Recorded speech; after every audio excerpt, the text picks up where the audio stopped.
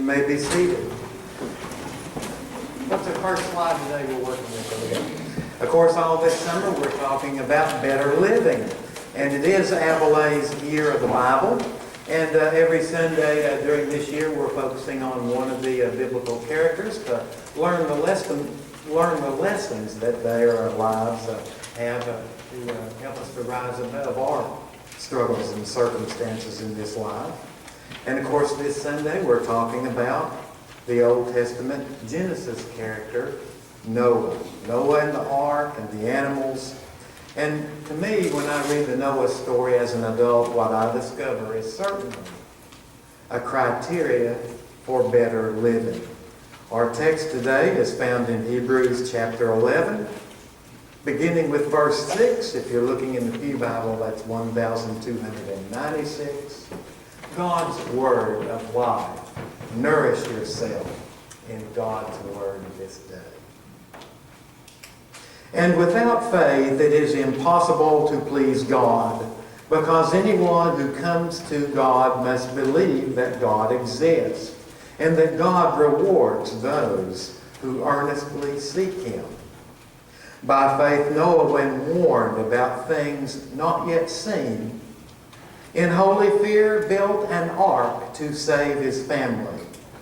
By his faith he condemned the world and became heir of the righteousness that is in keeping with faith. Friends, this is the word of the Lord. Thanks be to God. Well, I know how we have to start when we deal with the Noah text.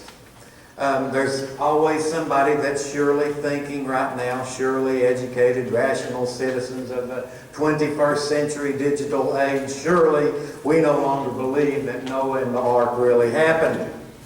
I mean, come on, aren't we all convinced that Noah and the ark story is just another myth or legend or children's bedtime story?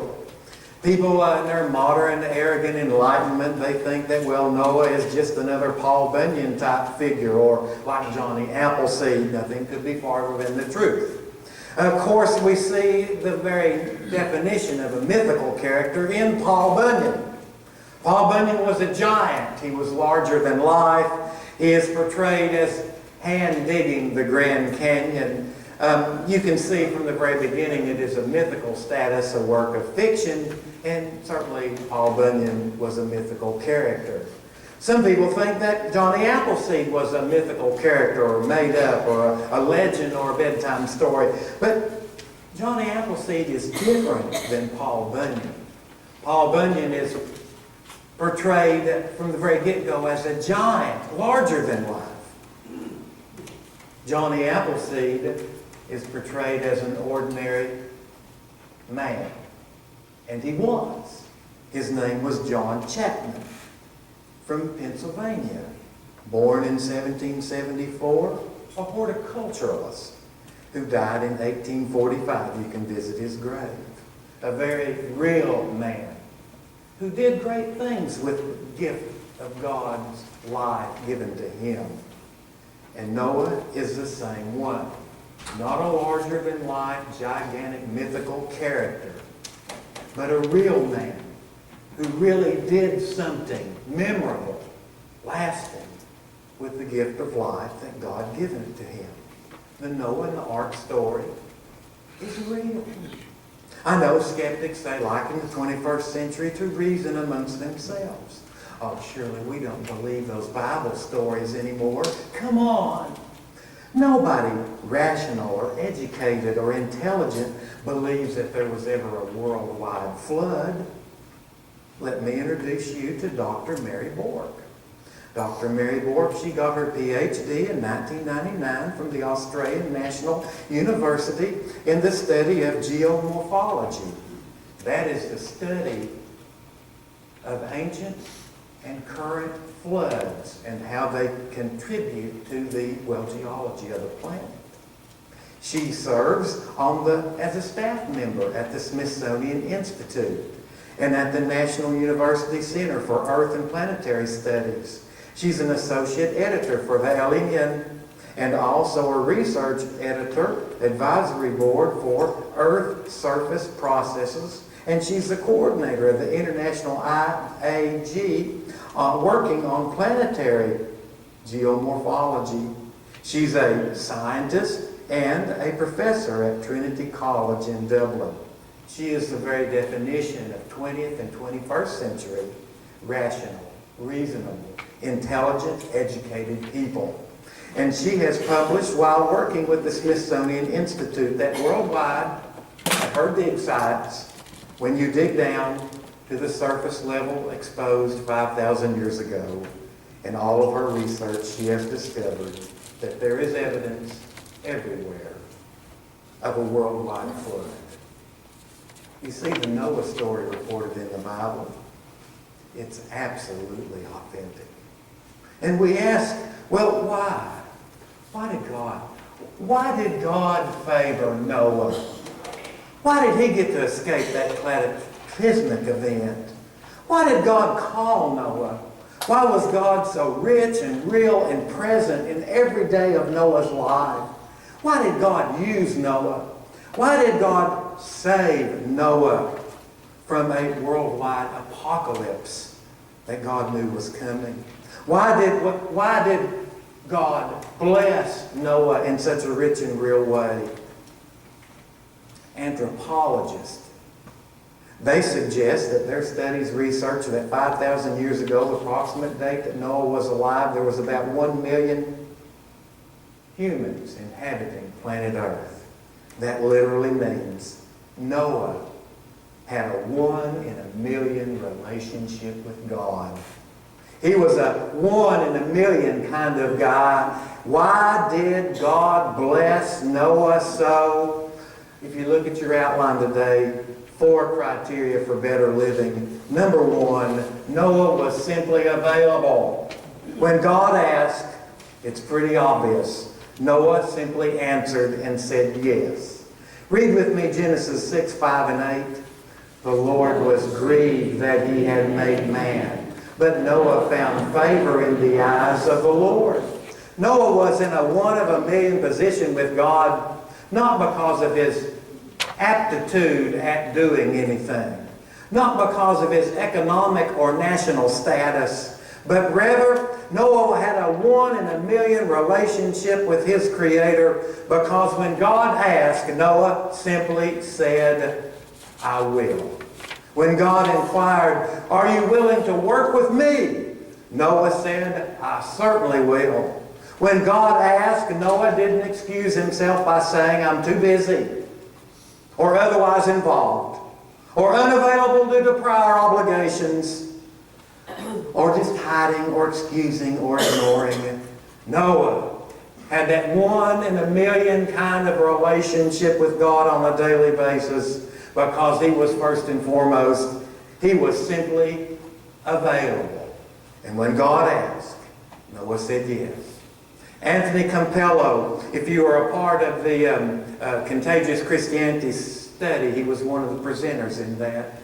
Anthony Campello, more than 45 books published, a journalist, advanced degrees, epitome of what it is to be rational and intelligent and 21st century informed kind of person, is a Christian speaker and a publisher, biographer of Christian life events in more than 45 books.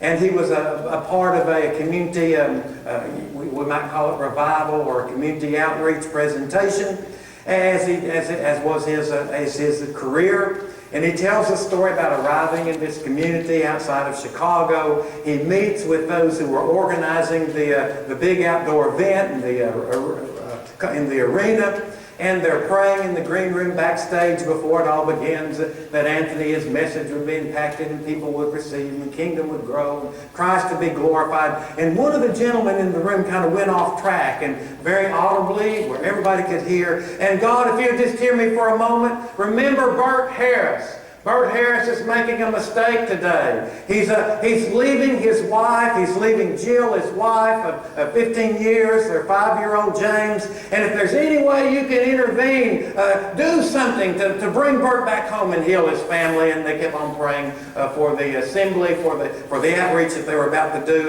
And Campello goes, well, that was really strange. Why did that guy get off on that in the midst of that pre-rally prayer, but it was, okay, maybe, maybe it's a friend, maybe it's a coworker, might have been his brother-in-law. And so they proceeded with the rally, and the rally went well, and things went well. And Bert's in his car, he's driving back to Chicago, and he's about 8 miles down the road from the rally. There's a guy walking, and he's a hitchhiker down the side of the highway going out to the expressway. And Campello says that he knows he never picks up hitchhikers, but he was compelled of God at that moment to offer that man a ride. No, I know it's dangerous, it's late, I don't know, I have responsibilities, I don't want to pick up a hitchhiker. And God was compelling him to pick up this hitchhiker. And so he obeys, picks up the hitchhiker, they get in, and get in the car, and where are you going? I'm going to Chicago. Where are you? Look, that's where I'm headed to, and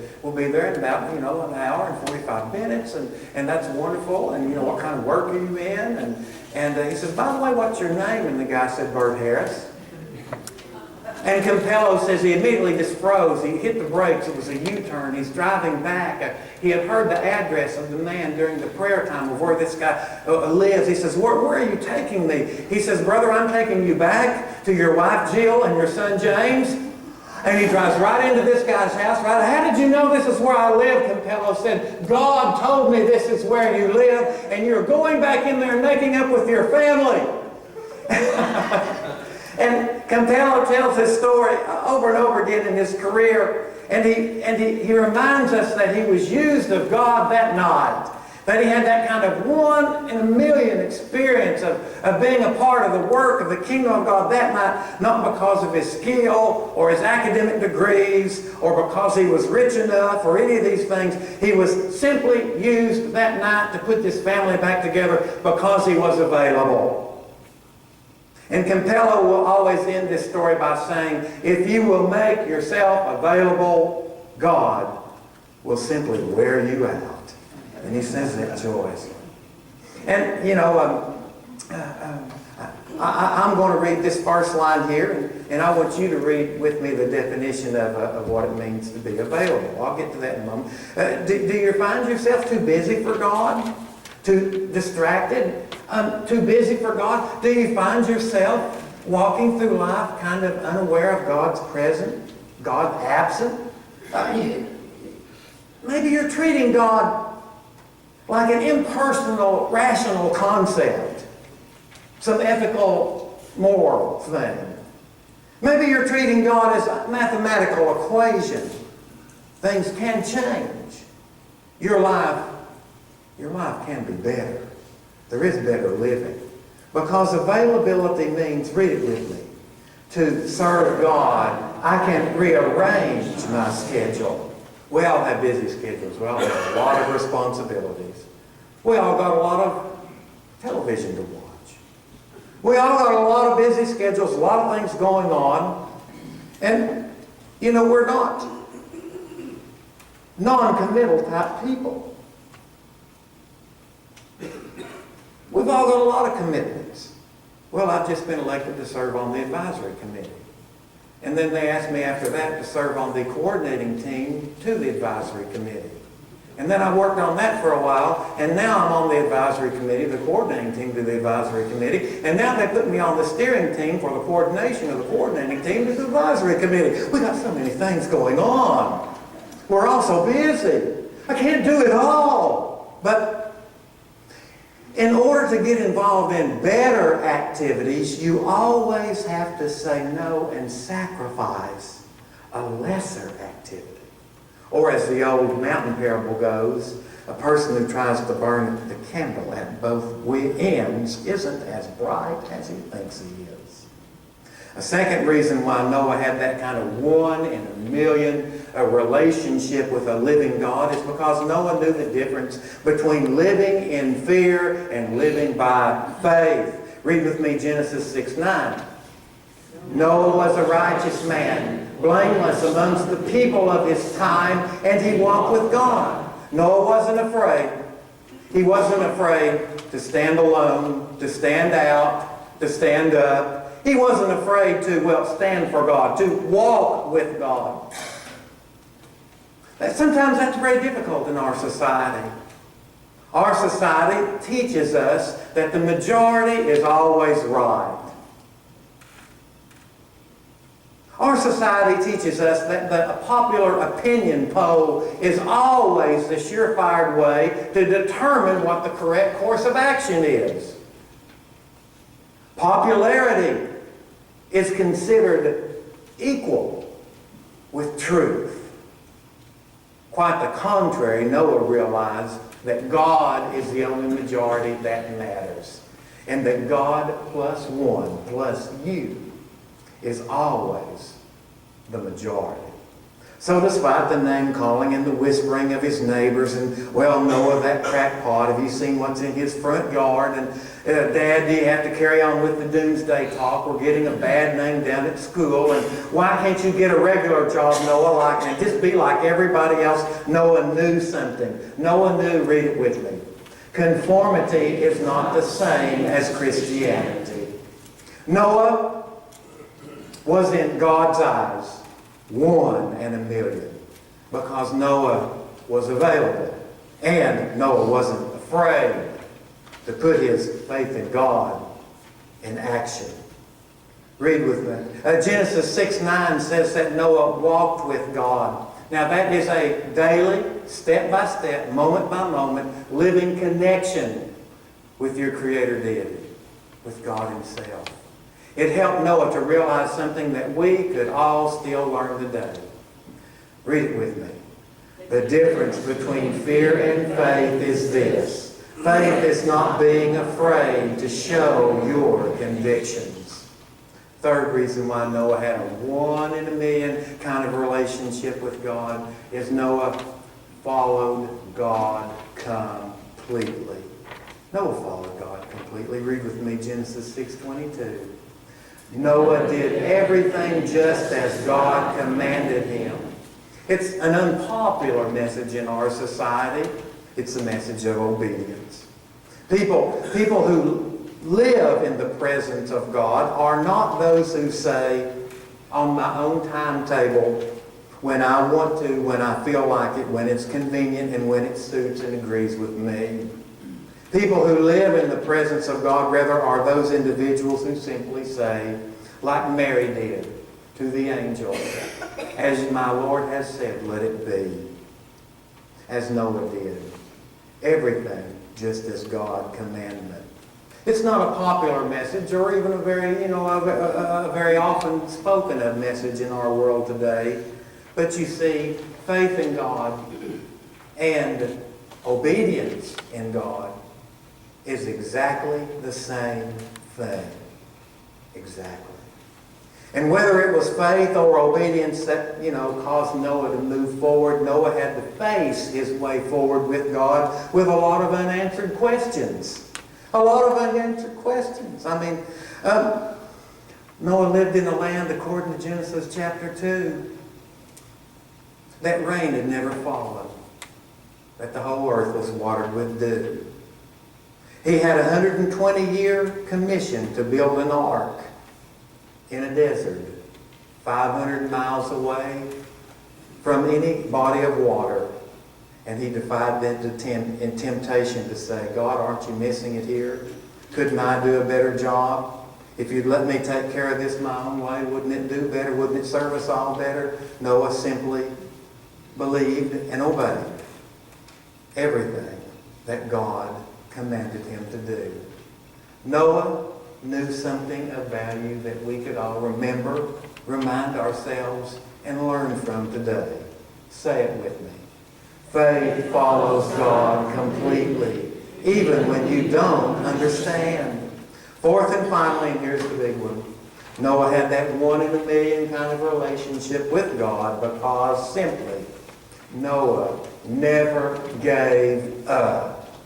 Genesis chapter 6, verse 3, God tells Noah that man's days will be 120 years. This is an act of mercy. God had already determined to cleanse the world, to hit the reset button and start it all over again. But God in grace wanted to make a way of escape for those who would yield. And God gave Noah 120 years Before the cleansing would begin, God knew how long it would take Noah to build a wooden boat the size of a modern-day supertanker. God was patiently waiting. 120-year commitment to the project Noah had, and he did it completely. Could you maintain your interest, your commitment, your enthusiasm for a plan and purpose of God for that kind of a full lifetime period? Friends, you know we're talking about church now. That body that is built, that we ride out the storms of life in, that place that we go where we escape the flood of discouragement that comes upon us, that building that we gather as the body of Christ, where we find that salvation to rise above all the circumstances of this life. We're talking about church when we're building the ark. We're called a lifetime of commitment and fellowship and enthusiasm to live as the body of Christ and alive in the world today. That's church. Noah never stopped. Didn't matter how long, short, hot, cold, far, short, didn't matter. Noah never gave up, whether it was comfortable or uncomfortable. Noah didn't put in his 50 years and say, hey, it's time to give me a gold watch, let somebody else do it. Noah never gave up. He never gave up his calling to proceed and to do the work that God had called him to. He had a lot. Noah never gave up despite the problems that he had to face. Noah knew the quintessential key to remaining faithful, that problems are simply a reminder that our eyes are no longer on God, but they're on the things that only we can do for ourselves. He defied the temptation to ever give up. He knew that with every great project, with every great vision, there would always be difficulties, challenges, problems. Noah knew that if we wait until the way has no problems before us, we never go anywhere. He simply knew that he would do as God had asked him to do despite the problems. People would ask, well, Noah, are you sure you know what you're doing? Yeah, I know. I know God knows. Well, where are all animals going to come from? Not my problem. God will take care of that. How are you going to feed all the animals when you get there? Not my problem. God will take care of that. Oh, you know all animals don't eat hay. I mean, come on. How are you going to keep the jaguars from the rabbit hutches? How are you going to keep the birds out of the worm beds? Not my problem. I'm just building an ark. God will take care of the rest. Well, what about sanitation? Who will shovel? Will smell? And how can you imagine? Noah just kept on pounding the boards and doing the work that God had asked him to do. And he knew that God would take care of all the problems, and I'm not giving up.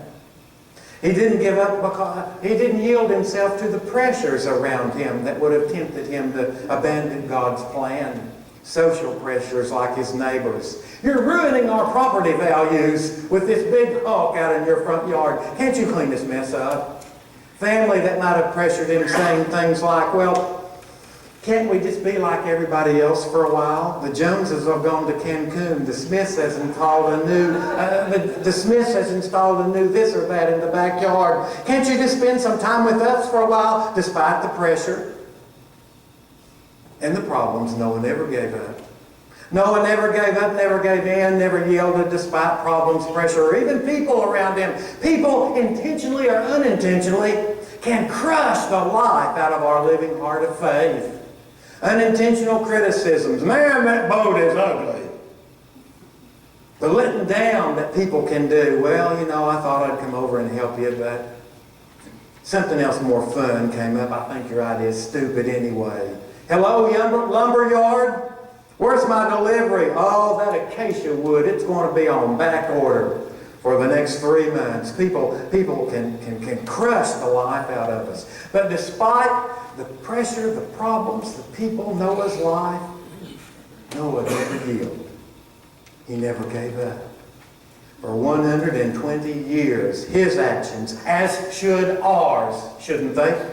For a lifetime, his actions declared his faith. Declared his faith in such a way that words could never declare. No speech could ever share, no sermon could ever proclaim. For 120 years, Noah just simply lifted the next board and pounded on the nails and believed that God would do what God had promised that He would do. Recap. There's a criteria for better living for us all in the example of Noah. Noah was available. Noah knew the difference in faith and fear. Noah followed God completely, and Noah never gave up. Noah was not a mythical character, not a giant larger than life, not a comic book entertainment character. He wasn't Iron Man or some superhero produced by exposure to some radioactive isotope. Noah was just an ordinary man like you and I who did something extraordinary.